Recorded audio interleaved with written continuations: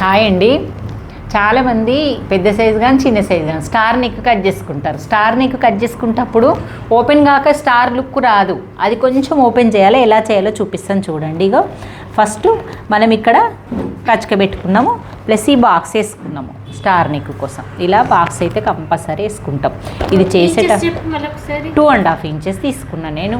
మళ్ళీ 3 months బేబీకి 2.5 inch down తీసుకున్నా.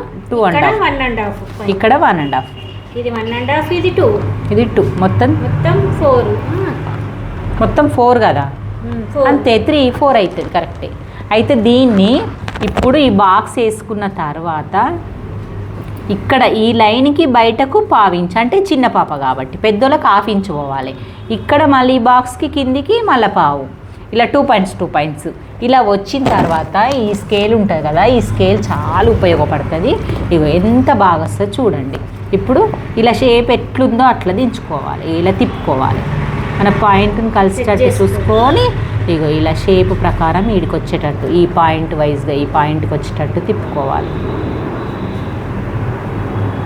ఇలాగా. నెక్స్ట్ ఇది కూడా అలాగే తిప్పుకోండి. ఇగో ఇలాగ మీదికి వచ్చి ఇలా టచ్ అయితే చాలా బాగా వస్తుంది స్టారు. ఇగో ఇలాగా